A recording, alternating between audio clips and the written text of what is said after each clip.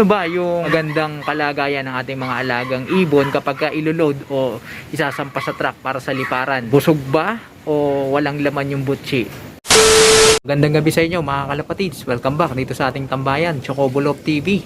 Time check tayo mga kalapatids, mag-aalas 8 ng gabi, 7:48. At nandito tayo, umakyat tayo dito sa ating flyer slope. Dahil nga maglo-load tayo ngayon mga kalapatids. Ayan, naka-ready na yung ating training box. At binuksan ko muna pansamantala yung ilaw. Medyo nabulabog natin yung ating mga ibon. Tapos nilagyan ko to ng kaunti para, ayan, kahit papaano ganahan naman silang magpares. Okay lang yan mga kalapatids, pagka nagpapares kayo at gusto nyong mapabilis yung pag-itlog. Ang isa sa mga tips mga kalapatids ilawan nyo lang kahit gabi para akalain nila summer season na. Kapag mas mahaba yung daytime nila mga kalapatids, isipin nila ay breeding season na. Maya maya iti-turn off ko rin yan, yung ilaw na yan, bago tayo bumaba. Samantala dito tayo mga kalapatids sa ating mga alaga. Iloload natin ngayon ay si Angel, si Jessie at si Zomba. Kaya lang mga kalapatids, ang problema kinapa ko yung butchi mga kalapatids ng ating mga ibon. At napansin ko busog na busog yung ating ibon na si Zomba. Kasi nga nagsusubo yun, mukhang napakain ng tao dito sa bahay. Biniling ko kanina dito sa kasama ko dito sa bahay, huwag pakainin. Kaya lang pag akyat ko, ayun, mukhang pinakain mga kalapatids. Punong-puno yung laman ng butchi at ang tigas. At mukhang hindi rin nagsubo yung ating ibon. Kaya nako, nasa kanya lahat yung mga kinain niya. Mukhang diskumpiyado tayo pagka ganyan mga kalapatids. Pero sa kapakanan ng ating mga kanubi, gawin na rin natin tong magandang halimbawa para malaman natin first hand o by experience kung ano ba yung mas maganda kung isasampa ang ibon. Considering yung air distance na liliparin nila. Kailangan ba punong-puno o busog na busog o walang laman yung butchi? So yan ang ating matututunan bukas kung makakauwi itong ating mga alaga.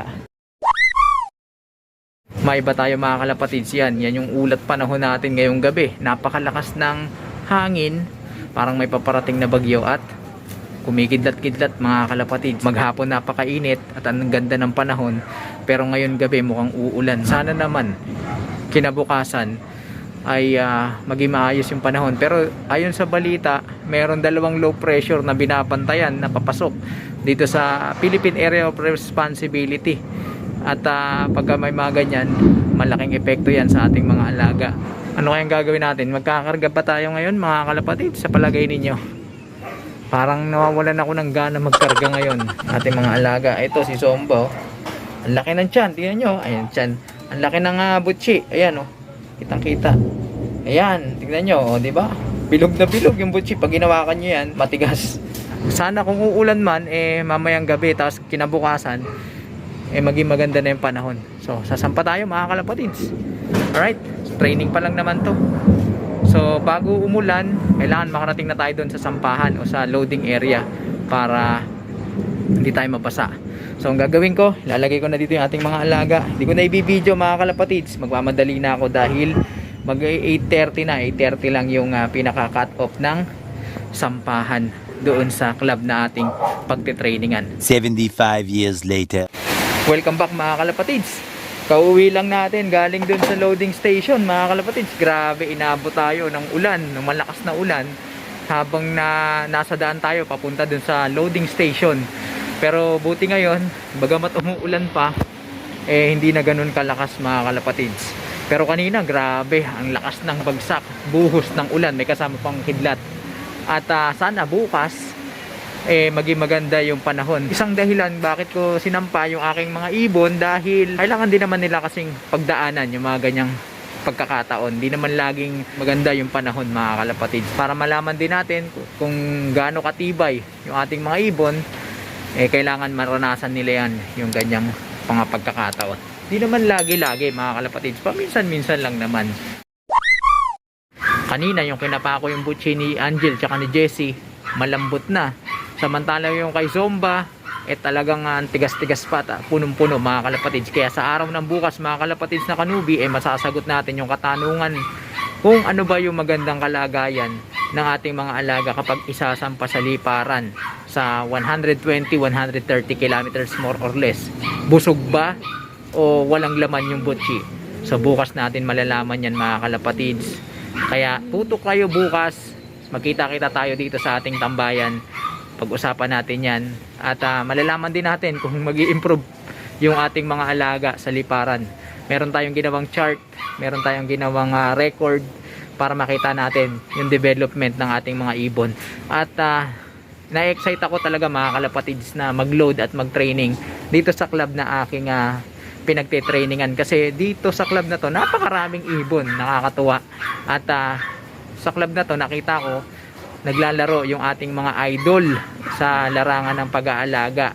At hindi lang basta idol mga kalapatids, mga legendary Pinoy fanciers.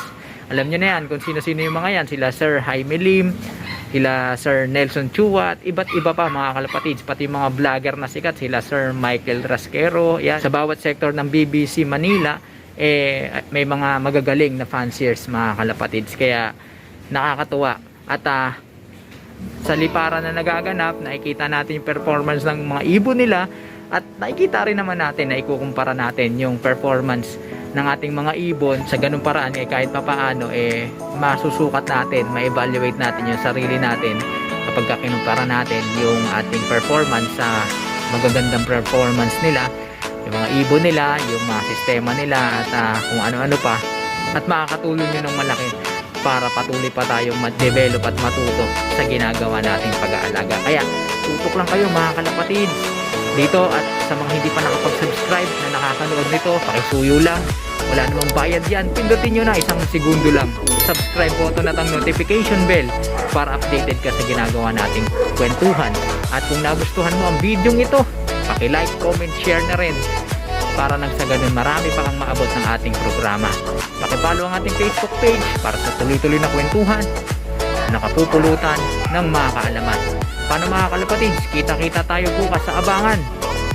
Walang maiiwan. Paalam!